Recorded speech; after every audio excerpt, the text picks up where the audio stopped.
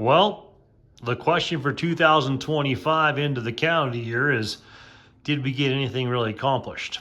And I can tell you, out of 100 projects, I think I got 3 or 4 of them done, and 24 of them started. So we're doing pretty good. So anyhow, 2026, the year of the project. So we're taking our time back. We'll see what happens. But yeah, I got a whole garage full of we're just talking off-road projects, just fun projects right now. So I figured I'd introduce a couple things we got going on. So we still got the WR in pieces, need some fork seals done. I have the fork seals, the drivers, everything set aside, just never got back on to actually doing the work. Bow and arrow has nothing to do with that. We're not gonna shoot bows and arrows while we ride the bike, I don't think. But yeah, so we're gonna be throwing a pair of fork seals on this bad boy. We've already gone through this whole bike. It's got brand new tires. It's got some aftermarket goodies on there. I got a seat cover to throw on there. Those are some Tusk bags that are just sitting there for now because I was just trying to compare sizes for my other bags. New sprockets, new chain, like I said, new tires, new fork seals coming on board, new battery. Already has an aftermarket pipe. FMF on there, I believe. Yeah, that's what we got. So that thing's not too far from having some fun. So this year I'm going to ride this bike a little bit, ride my two-stroke YZ250 a little bit, and decide if I'm keeping both or if I'm going to get rid of one. I'm going to try and thin the herd a little bit. The YZ, similar situation, is pretty much done. I mean, it just needs to be ridden. So I've just been busy as all hell. So those bags have nothing to do with that. Those are going on the Tenere. Those are the new pair of bags I picked up used. So we'll figure that out. This has kind of the whole catalog thrown at it. It's got the 2015 Restyle kit on there and some Circa hand guards. I have a Baja Designs light I'm going to throw in here. So that's the last thing I need to do. Baja Designs light and figure out the electrical components, what I need to do as far as making that work. Coming in hot. Put the broom over there. But yeah, this thing's ready to go. So I think I'm going to be, I know just riding this a whole whopping 2 times last year, prior to doing any work, I just love the two-stroke. It's been so long. It's so fun to get on one. So I think that's going to be a no-brainer. But yeah, skid plate, oversized pegs, some shifters, clean that whole pipe up. I still got to put the silencer back on. Went through, cleaned out the fuel system on this thing, did a carb clean. It's got the tires that came on it. Probably used some fresh set of tires, but I figured I'd burn those up a little bit. Brand new chain, brand new sprockets, front and rear. New tab on the front there. Like I said, hand guards, 2015 restyling kit. I have a seat cover for this one as well. And I'm going to throw a graphics package on this one. Got the Circa front disc cover. I need to put the new brake pads on here. So there's a slew of things on this thing that needs to be done. But that's project. That's one of many projects there. But that's the second dirt bike project. Like I said, I'll probably end up.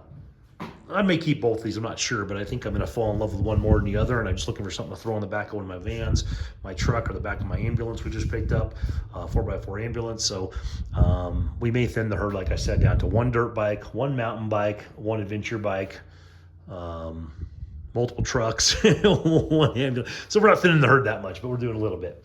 Anyway, here's the project at hand for right now. This one needs a lot of love, and I'm going to be doing that. What's going on, Ellie girl? This is our newest pup here, our newest rescue. She's a little crazy girl, man. She is just all over the place, barking at everything, huh? Good watchdog, though, huh? I don't know how big she's going to get. I think my gal lied as far as the size of this thing because she just keeps growing. I don't know what breed she is exactly, but anyway, back to the Tenere. So the Tenere is going to be the focus for today. I don't have on the zoom there. We got new tires to throw on this thing tomorrow. I'm not doing the tires today, but today I'm going to try and tackle an oversized gas tank, the rally seat, some little, what are these called, the rackless luggage, guard there, a guard for the shifter linkage right here. I have a new skid plate, and I have the Acerbis clutch cover, engine cover guards going on there. And then I have a GPS I bought to go up here, or actual GPS, not the play-by, whatever, car play thing, but actual Garmin GPS, which I just love those things. And then I have some auxiliary lights that are going here, along with a handlebar switch, which I'll try and configure somewhere along here. I really wanted to incorporate some sort of a way to do this through the high beams, but I got a little switch in me way the fuck over here that's going to kind of suck as far as the reach, but for now it'll suffice till I figure out what I'm going to do as far as incorporating. So anyway, I bought 2 sets of Mounts on here, I had bought these originally. These were only, what, like 60 bucks maybe online. I wanted to kind of see how heavy they were, and they're really not that bad, but they're not that light either. Those go here, and the reason I bought those, Xitomer, how do you pronounce Xerox? Xitomer? I don't know. Anyway, I got those on a little Amazon purchase.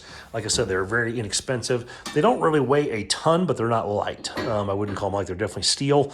I thought maybe if I bought these for 60 bucks and I didn't end up using them, I could use kind of like the basic jig of this to heliarc up or spool gun up an aluminum rack in the future if I wanted to go with this style of bags, like a pannier rack. I don't like to run more than I need to on my adventure bikes. I used to go pretty hardcore off-road and jump shit and get all crazy on my older adventure bikes. This Tenere, as much as it could handle that, I just haven't been riding like that. I'm really just kind of sightseeing like an old man like I am. So anyway, I bought this because I own Wolfman luggage I got from Eric and those guys a million years ago when I was heavy into the adventure scene, taking people camping through Climb and a bunch of other companies I worked with. So I bought these to basically bring my Wolfman bags over because I really like the Wolfman bags, and for longer trips, if I want to go do like a 5-day expedition on them, I really like the size of those. So, and I was looking at newer gear, panniers and stuff like that, and they're just so expensive. I thought for 60 bucks, I can put those on there, even though, like I said, they are heavy on the scale out here, but I'd say that's a good 6 to 8 pounds probably between the two of those, maybe more, maybe less, I'm not sure. Maybe there's some information here.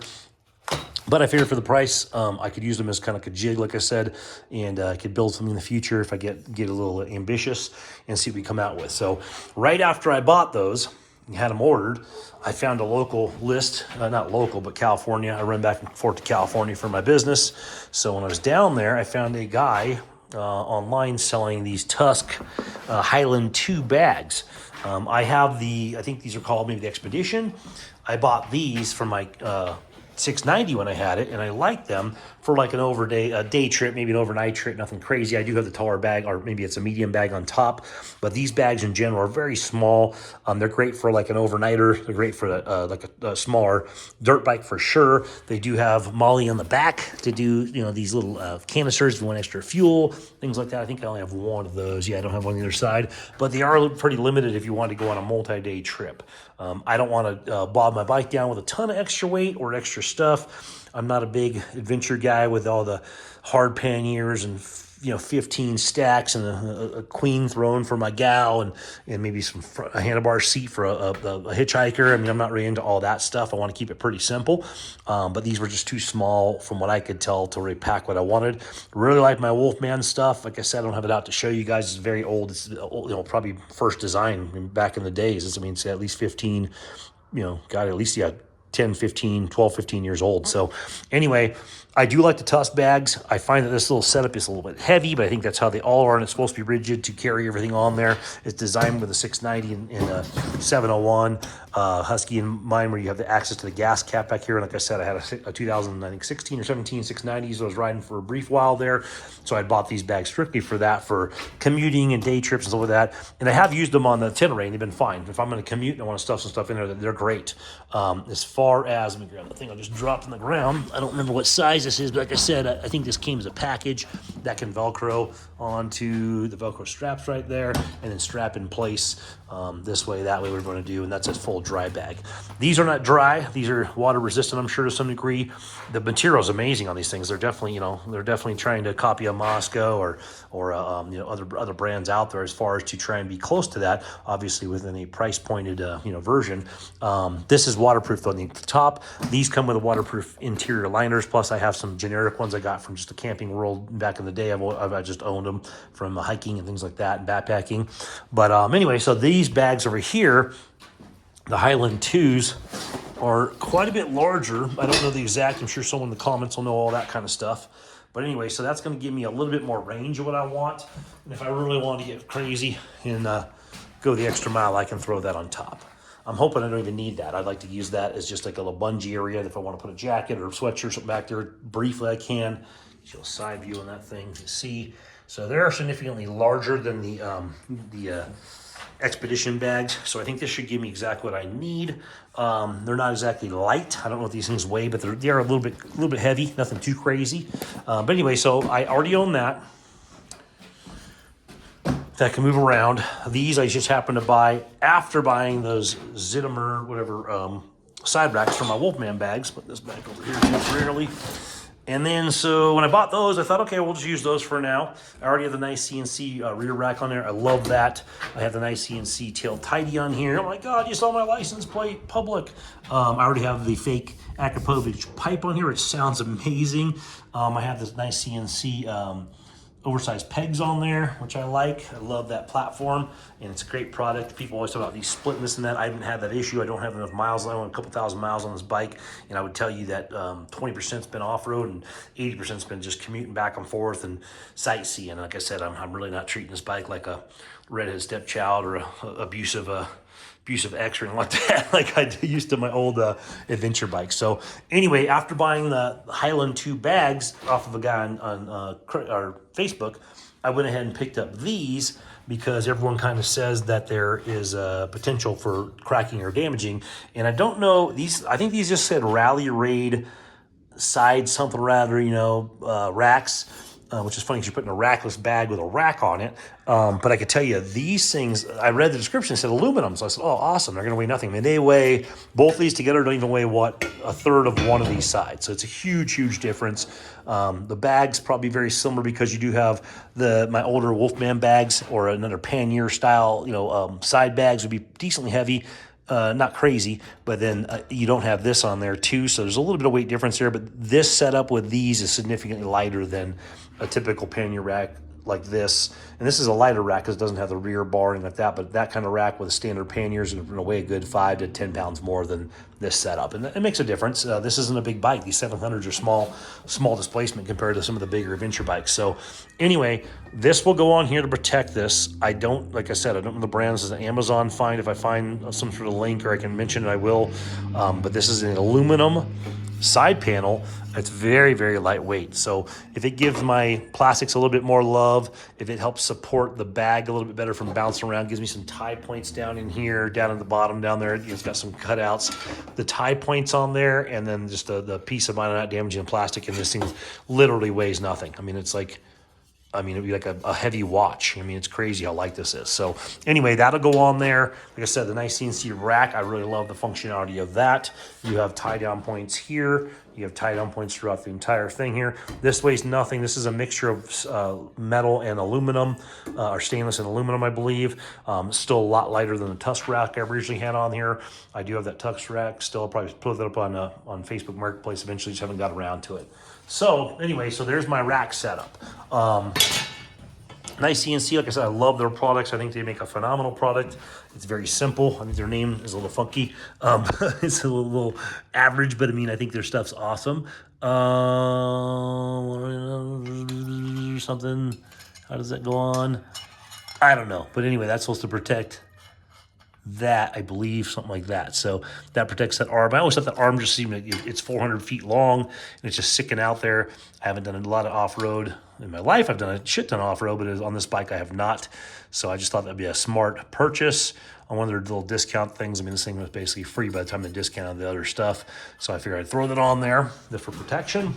Got some little Tusk adapter for the front axle, I believe. Hopefully I got the right size. I didn't really pay attention. I just kind of went with my gut feeling, but yeah, it should be 19. Boom, perfect. Yeah, you're gonna need that if you're out in the middle of nowhere. Auxiliary lights. These are some Clearwaters I've had on a couple different bikes, and the Clearwater makes a phenomenal product. So very, very happy with those. I believe it's supposed to go like this.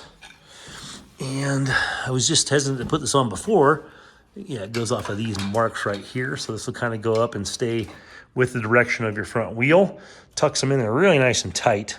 I do have some Tusk engine guards or fairing guards or bodyguards, whatever you're going to call it. Bodyguard, the movie. Kevin Costner. I'd sing that Whitney Houston song in honor of her memory, but I don't want to scorch her legacy. So right here, these mount up in here. Auxiliary lights. I can't remember the lumens on these things, but they're bright as all could be.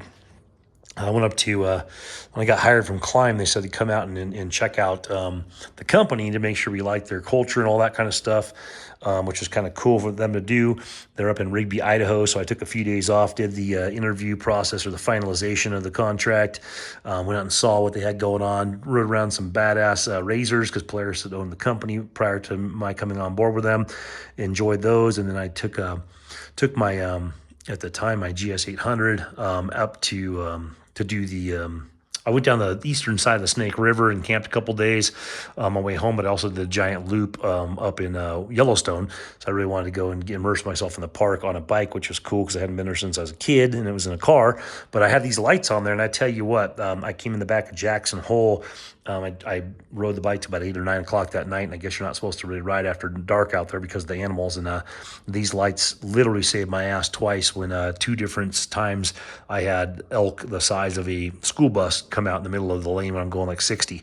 Luckily, the highway was lined by trees, and these things just lit the whole world up. Had a little wider stance than what I'm going to have on this, but these lights are just phenomenal. So anyway, these things have saved my butt. They've been on a couple different bikes. They got a couple little battle scars here and there, but they still work like a champ.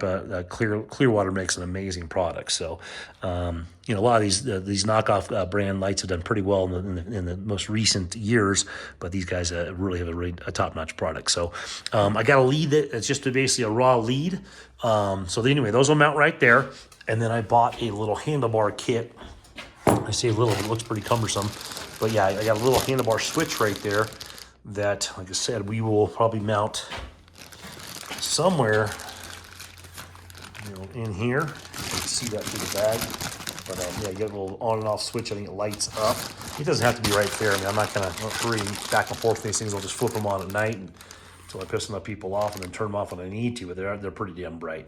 But anyway, those will go direct to the battery. I didn't really want to run it like that. Like I said, I want to run something through like a CAN bus type system. But it's pretty expensive. This was about $30, and I figured I'd try it out. And it has its own little bus box and whatever inside there. It's got 2 leads into it. If I can't figure out the leads on this, like how it lines up, or if it doesn't line up to my switches in here, I know we have a couple of different auxiliary plugs underneath these fairings on the Tenere. I did buy a kit the other day that allows me to clip right into that, and I can solder my leads onto these and solder, the other side onto these lights. So we should be able to hopefully have everything I need to make that work. Here's the kit right here. So I have this kit, and it has some extra little plugs in there. So we'll see. Hopefully I have enough to make that work. From what I understand, there's a plug on both sides of this. From what I've seen other people's videos, take that apart, plug that in, and do a little dog leg off of there, and we can hook some things in there. So that'd be my hook, and then boom, boom, I would line those up with those parts or these parts or something. We'll figure it out. So a little solder doesn't hurt. But yeah, so hopefully we got some auxiliary lights on here. My old age, my eyeballs aren't getting any better, so I do like to have as much visibility as humanly possible. And then I picked up a nice CNC bracket. This will go right up here on the front.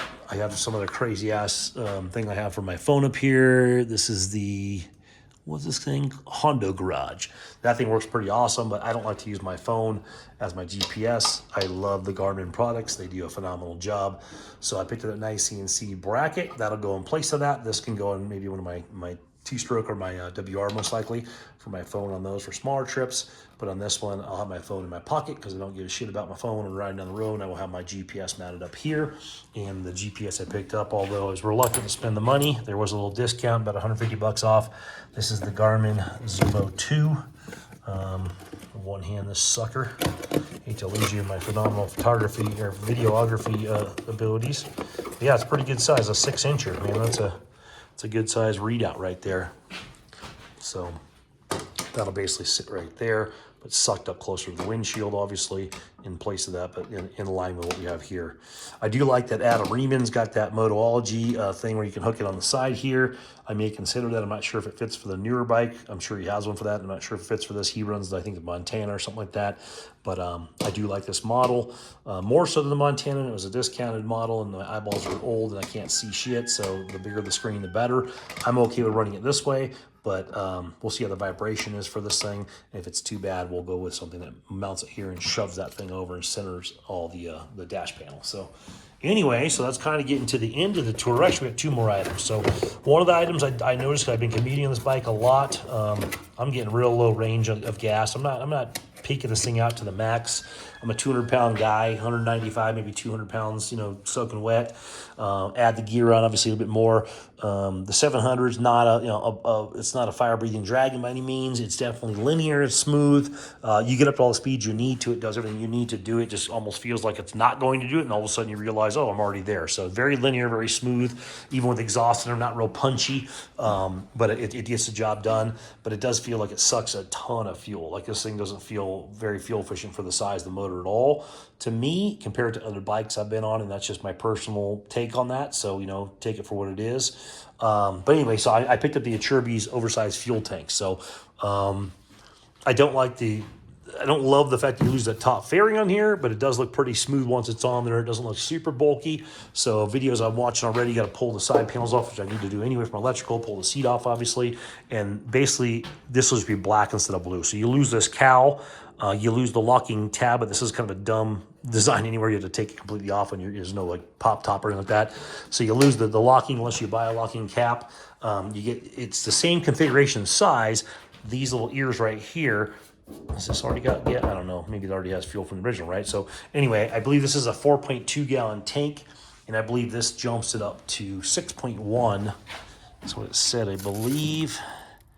Anyway, it should get me another, you know, maybe 100, 150 miles, maybe 110, 105, I don't know, 85, 100, I don't know. Under 100 miles would be nice. The range is pretty small. Back when I used to adventure ride a lot and work in the industry, I know people poo on the BMW platform. I don't know why. I can show you pictures of me wheeling that thing and jumping it through the air like a maniac.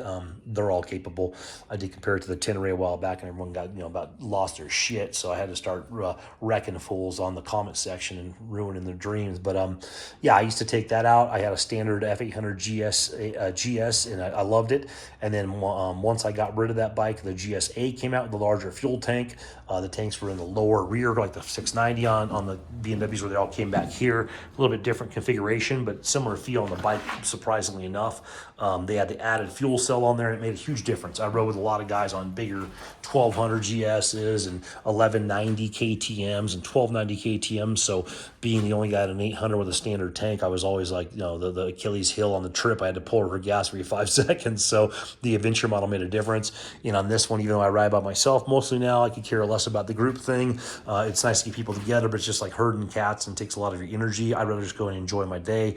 But even riding myself, I like to rely on myself as well. And even though I can carry these little canisters with extra fuel or a bladder, I think this extra couple, almost 2 gallons of gas is going to make a huge difference on this thing. So that's going to be a big game changer right there. Like I said, I like the OE look. I don't love, even though this is the same configuration, it looks a little bit bulkier to me when it's on the bike from pictures I've seen.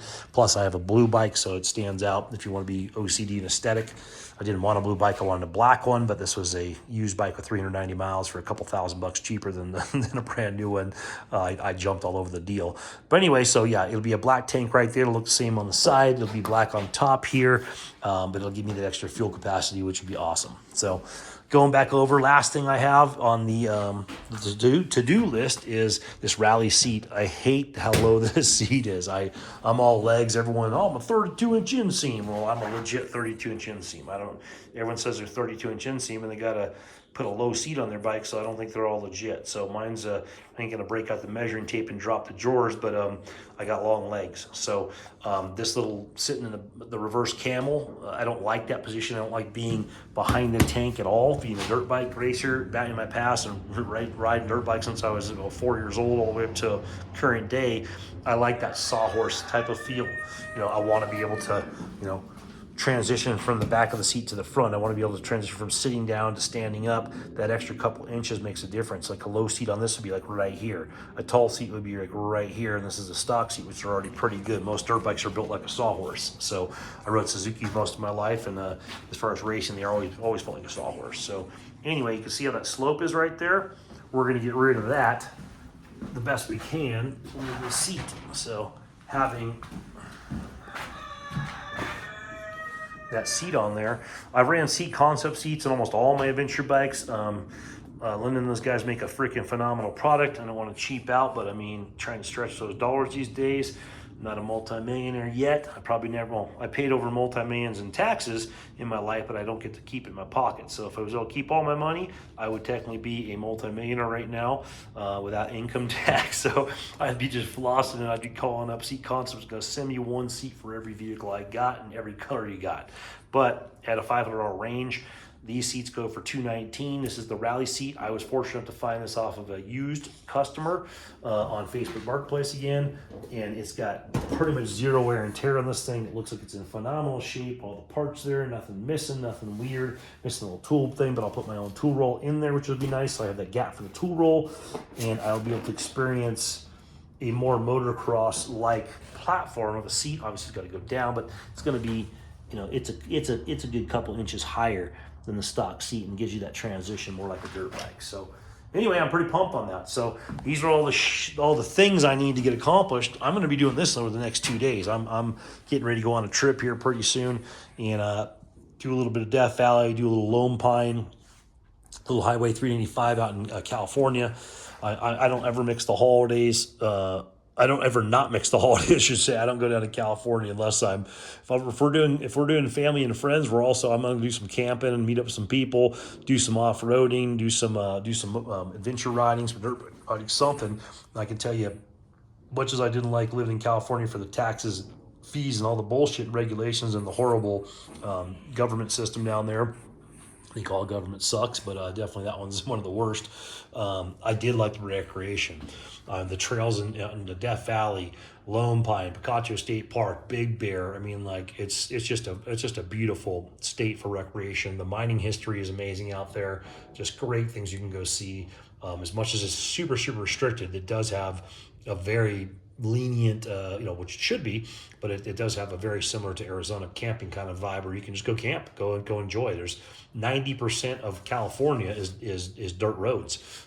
Much as they got a lot of concrete jungle down there, LA, San Diego, Orange County, Riverside County, all that good stuff. And we're not even talking about Northern California because it gets a little bit more sparse up there, or sparse, as you call it, or dispersed. But yeah, 90% of the roads in California are dirt.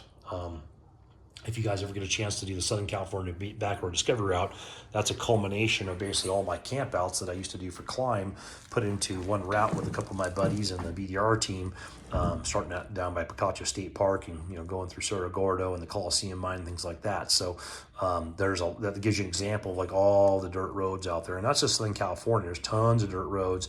They didn't even get a third of this, of the Southern California in that route. You got to make one route to make it work. But I mean, there's tons of routes out there, tons of riding, tons of beautiful places to visit. And then Northern California gets even more epic as far as the look. So I do like going down there for that portion of things. And so yeah, when I'm going down there, I like to go and do a little riding.